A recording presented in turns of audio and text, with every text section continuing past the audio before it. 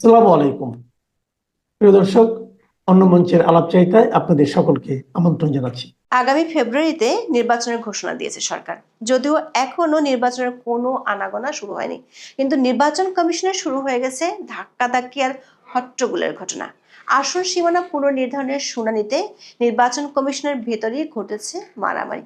প্রশ্ন হচ্ছে, ইসির কার্যালয়ে যেখানে নিরাপত্তা নেই সেখানে ভোট কেন্দ্রে নিরাপত্তা দিবে কিভাবে? কিংস পার্টি এনসিপি নেতারা কোমর বেঁধে মাঠে নেমেছে বিএনপির বিরুদ্ধে। দর্শক, বর্তমান সরকারের পক্ষে নির্বাচন করা যে অসম্ভব সেটি প্রতিদিন নতুন করে পরিষ্কার হয়ে উঠছে। আবার কিংস পার্টি এনসিপি পরিষ্কার জানাচ্ছে ফেব্রুয়ারি নির্বাচনে তারা অংশ নেবে না। সরকারের মিত্র জামাতও কৌশলে জানিয়ে দিয়েছে একই অবস্থান। ভোট আয়োজনে প্রশাসনের সহায়তা জরুরি হলেও প্রশাসনের ভিতরেই নেই শৃঙ্খলা। গাজীপুরের পুলিশ কমিশনারের হালচাল আর বক্তব্য থেকে দেশে কোনো সরকার আছে বলেই বোঝার উপায় নেই। সব মিলিয়ে লেজে গোবরে অবস্থায় থাকা অন্তর্বর্তী সরকারের অধীনে নির্বাচনের সম্ভাবনা পরিণত হচ্ছে মাকাল ফলে। প্রশ্ন হলো, কি করে কাটবে এই অচলাবস্থা? নির্বাচনের স্বপ্নে বিভোর, বিএনপির কণ্ঠেও শোনা যাচ্ছে হতাশা। এমন অবস্থার শুরু হওয়া কিভাবে হবে সেটি হয়ে উঠেছে সবচেয়ে বড় প্রশ্ন। বিস্তারিত জানতে চলুন যাওয়া যাক বিশ্লেষণে। ত্রয়োদশ জাতীয় সংসদ নির্বাচন সামনে রেখে সংসদীয় আসনের সীমানা পুনর্নির্ধারণের উদ্যোগ নিয়েছে নির্বাচন কমিশন। তবে এ নিয়ে জমা হওয়া আপত্তি শুনানিতে বেঁধে গেছে গন্ডগোল। ব্রাহ্মণবাড়িয়ার দুটি আসনের সীমানা জটিলতা নিয়ে শুনানিতে প্রধান নির্বাচন কমিশনের সামনেই ধাক্কাধাক্কি, হাতাহাতি, কিল ঘুষির ঘটনা ঘটে। আগারগাঁও নির্বাচন কমিশনে 24শে আগস্ট এই ঘটনার জন্য দুই পক্ষই দায়ী করছে পরস্পরকে। একটি পক্ষের নেতৃত্ব দেন কিংস পার্টির যুগ্ম মুখ্য সংগঠক মোহাম্মদ আতাউল্লাহ। তার অভিযোগ, বিএনপির সাবেক এমপি রুমিন ফারহানা তার সমর্থকদের দিয়ে হামলা করেন। ফ্লোরে ফেলে ফুটবলের মতো তাকে লাথিপেটা করা হয় বলে অভিযোগ তোলেন আতাউল্লাহ। ভিডিওতে দেখা গেছে রুমিন ফারহানা স্টেজের সামনে দাঁড়িয়ে আছেন, পেছনে আতাউল্লাহ নিচে পড়ে আছেন। তাকে কয়েকজন লাথি, কিল, ঘুষি দিচ্ছেন।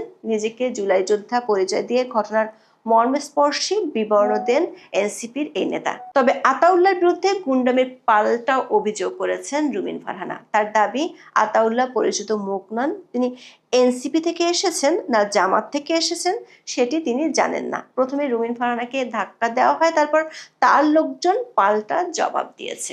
আতাউল্লাহ ব্রাহ্মণবাড়িয়া ৩ আসনের সম্ভাব্য প্রার্থী।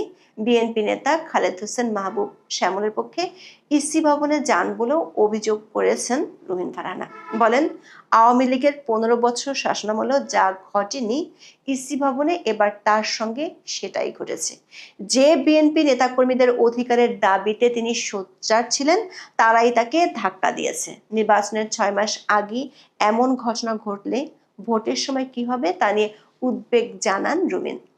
তার এই বক্তব্য থেকে উঠে এসেছে মাঠের বাস্তব পরিস্থিতির ভয়াবহ ইঙ্গিত। প্রধান নির্বাচন কমিশনার যেখানে নিজ কার্যালয়ে সহিংসতা নিয়ন্ত্রণ করতে পারছেন না, তিনি কিভাবে সারা দেশে নির্বাচনের মাঠ শান্ত রাখবেন তা নিয়ে উঠেছে প্রশ্ন। দর্শক, নির্বাচন কমিশনের সংঘাতের ঘটনায় এনসিপি বিএনপি বিরোধ শুধু সামনে আসেনি, বিএনপির ভেতরের চরম বিশৃঙ্খলাও বেরিয়ে এসেছে। নির্বাচনের সময় যত ঘনিয়ে আসবে এই অবস্থা আরও দেখা যাবে, আর সেটি নিয়ন্ত্রণের কোনো সক্ষমতাই নেই নির্বাচন কমিশন, এমনকি সরকারেরও। ফলে ফেব্রুয়ারিতে নির্বাচন পরিণত হতে যাচ্ছে অধরা এক মরীচিকায়। নির্বাচন কমিশনের ঘটনায় তাৎক্ষণিক হুমকি দিতে দেরি করেননি এনসিপির নেতারা। অতীতে রাজুতিয়ায় ডাক দিয়ে মবের সূচনা করার সার্জিস আলম বিএনপিকে দেখিয়ে নেয়ার হুঁশিয়ারি দিয়ে ফেলেছেন। ফেসবুকে তিনি লেখেন, বিএনপি কি আওয়ামী লীগের চরিত্রে ফিরতে চায়? জোর যার মুল্লুক তার বানাতে চাই, এই সুযোগ আর দেয়া হবে না। তবে বিএনপি নেতার পক্ষে এনসিপির আতাউল্লাহ কেন ইসি কার্যালয়ে পেশি শক্তি দেখাতে গেলেন সে ব্যাখ্যা দেননি সার্জিস। কিংস পার্টির অবশ্য ব্যাখ্যা দেওয়ার কোনো প্রয়োজনও পড়ে না। জন্মের পর থেকে এই দলের নেতারা একের পর এক বিতর্কের জন্ম দিয়েও আছেন ধরাছোঁয়ার বাইরে। এমনকি নারী নিপীড়নের মতো ভয়াবহ অভিযোগও তারা পাত্তাই দেয়নি। লোক দেখানোর শোকজ নোটিশের মাধ্যমে দায় সারছে দলটি। এরই মধ্যে আরেক নেতা হাসনাত আব্দুল্লাহ রুমিন ফারহানা ও নির্বাচন কমিশনের চরিত্র হরণ করতে দেরি করেননি। তার মতে, বিএনপি সহ আন্তর্জাতিক বিষয়ক সম্পাদক রুমিন ফারহানা হলেন বিএনপির আওয়ামী লীগ বিষয়ক অন্যতম সম্পাদক। তিনি অভিযোগ করেন, আগামী নির্বাচনে বিএনপি কিভাবে ভোট কেন্দ্র দখল করবে তার একটি টেস্ট ম্যাচ হয়ে গেল শুনানিতে এনসিপি নেতা কর্মীদের উপর হামলার মধ্য দিয়ে।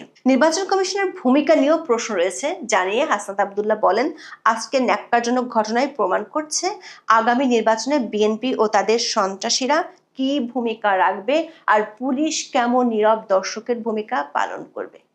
দর্শক, 5 আগস্ট জুলাই ঘোষণাপত্র দেওয়ার পর থেকেই জাতীয় নির্বাচনে অংশ না নেওয়ার ইঙ্গিত দিতে শুরু করেন এনসিপির নেতারা। বিশেষ করে দলের 5 শীর্ষ নেতা কক্সবাজার থেকে ঘুরে আসার পর অনেকটা খোলামেলাভাবে তুলে ধরেছেন নির্বাচন নিয়ে অনীহার কথা। জাতীয় নির্বাচন ভণ্ডুল করতে সামনে আনা হয়েছে নতুন সংবিধানের জন্য গণভোটের দাবি। সবশেষ এক অনুষ্ঠানে এনসিপির আহ্বায়ক নাহিদ ইসলাম স্পষ্ট জানিয়ে দেন, নতুন সংবিধান ছাড়া নির্বাচন হলে তাতে তারা অংশ নেবে না।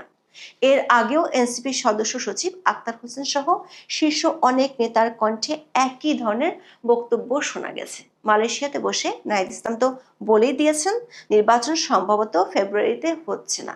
প্রশ্ন হলো, নির্বাচন ঠেকানোর ওয়ার্ম আপ হিসেবে কি 24 আগস্ট ব্রাহ্মণবাড়িয়ার বিএনপি নেতার পক্ষে ইসি কার্যালয়কে পেশি শক্তি দেখাতে চেয়েছিলেন এনসিপির আতাউল্লাহ? ঘটনার পর তার পক্ষে সার্জিস ও হাসনাতের তড়িৎ পোস্ট কি এই পরিকল্পনারই অংশ? আবার কিংস পার্টির এমন অবস্থানের পেছনে সরকারেরও তো মদত রয়েছে। একদিকে ডক্টর ইউনূস ফেব্রুয়ারিতে নির্বাচনের ঘোষণা দিচ্ছেন, অন্যদিকে তার নিয়োগকর্তারা মার দাপাচ্ছেন নির্বাচন প্রতিহত করার হুমকি দিয়ে। এটি কি সেই বহুল আলোচিত মেটিকুলাস ডিজাইনের আরেকটি অংশ? দর্শক, একটি মোটামুটি গ্রহণযোগ্য নির্বাচন করতে হলেও প্রশাসনের সম্মিলিত সহযোগিতা থাকা দরকার। তবে অন্তর্বর্তী সরকারের সময় সবকিছুই চলছে ফ্রি স্টাইলে। কোনো কোনো ক্ষেত্রে দেশে আদৌ কোনো সরকার আছে কি না তা নিয়ে প্রশ্ন উঠেছে। বাছ বিচার ছাড়া দক্ষ কর্মকর্তাদের চাকরিচ্যুত করা, ইচ্ছে মতো নিয়োগের ফলে ভেঙে পড়েছে গোটা প্রশাসনের শৃঙ্খলা। নির্বাচনের জন্য পুলিশের ভূমিকা অত্যন্ত গুরুত্বপূর্ণ হলেও 1 বছরও তৈরি হয়নি চেইন অফ কমান্ড। এমনকি নতুন নিয়োগ পাওয়া কোনো কোনো কর্মকর্তার বক্তব্য তৈরি করছে হাস্যরস। অনেকের কথায় মনে হচ্ছে তারা সরকারের চেয়েও বেশি ক্ষমতাধর। তাদের স্বেচ্ছাচারে গোটা পুলিশ বাহিনীতে আরো বেশি স্থবিরতা নেমে এসেছে। দৈনিক প্রথম আলোতে 24 আগস্ট গাজীপুরের পুলিশ কমিশনারের ভয়াবহ ক্ষমতা চর্চার তথ্য এসেছে। এই কর্মকর্তার বক্তব্যে পরিষ্কার, তিনি কারো কাছে দায়বদ্ধ নন, এমনকি স্বরাষ্ট্র উপদেষ্টাকেও গোনায় ধরছেন না। প্রতিবেদনে বলা হয়, জেএমপি কমিশনার মোহাম্মদ নাজমুল করিম খান থাকেন ঢাকায়। অফিস দিবসে প্রতিদিন তিনি রাস্তা বন্ধ করে ঢোকেন গাজীপুরে। তার প্রোটোকলের জন্য উড়াল সড়ক ফাঁকা রাখতে হয়। এ সময় যাত্রী, চাকরিজীবী, শিক্ষার্থী সবার যাতায়াত থমকে থাকে। বিষয়টি নিয়ে মন্তব্য জানতে চেয়ে উল্টো ধমক খেয়েছে প্রথম আলো। জেএমপি কমিশনার দেখিয়ে দিয়েছেন হাইকোর্ট। পাল্টা প্রশ্ন তুলেন সরকারের উপদেষ্টাদের প্রোটোকল নিয়ে। বলেন, সিম্পল কথা, আমি শুধু গাজীপুরে গেলে ডিস্টার্ব হয়? সচিব ও উপদেষ্টা মহোদয়রা ঢাকায় যে প্রোটেকশন নিয়ে ঘোরাঘুরি করেন তাতে ডিস্টার্ব হয় না? আমার তো গাজীপুরে বাসা নেই। কমিশনারের তো একটা বাংলো থাকার কথা ছিল, তাই না? বাংলো বানাইয়া দিতে বললেন, আমি ওখানে ফ্যামিলি নিয়ে চলে যাব। একটা বাংলো বানাইয়া দেওয়ার জন্য একটা প্রতিবেদন লেখেন। দর্শক, ডক্টর ইউনূসের আমলে অনেক ধরনের ম্যাজিক আমরা দেখতে পাচ্ছি। গাজীপুরের পুলিশ কমিশনারও দেখাচ্ছেন নজিরবিহীন ম্যাজিক। তার বক্তব্য থেকে পরিষ্কার, সরকারের উপদেষ্টাদের চেয়েও তিনি বেশি ক্ষমতাবান। তিনি যে গাড়িতে চড়ে যাতায়াত করেন সেটি নিয়েও প্রশ্ন উঠেছে। প্রথম আলোর প্রতিবেদনে বলা হয়, নতুন প্রাডো গাড়িটি সরকারি নাকি ব্যক্তিগত সেটা পরিষ্কার নয়। গাড়িতে রেজিস্ট্রেশনের পূর্ণাঙ্গ কোনো নম্বর নেই। এ বিষয়টি পুলিশের অভ্যন্তরীণ এক প্রতিবেদনেও তুলে ধরা হয়েছে। তবে কিংস পার্টির নেতাদের মতো জেএমপি কমিশনারও এসব গায়ে মাখছেন না। এমনকি এ সংক্রান্ত প্রশ্নে স্বরাষ্ট্র উপদেষ্টার দিকেও আঙ্গুল তুলতে ছাড়েননি তিনি। দর্শক, এমন এক পরাবাস্তব সময় বাংলাদেশের 54 বছরের ইতিহাসে আর কখনো আসেনি।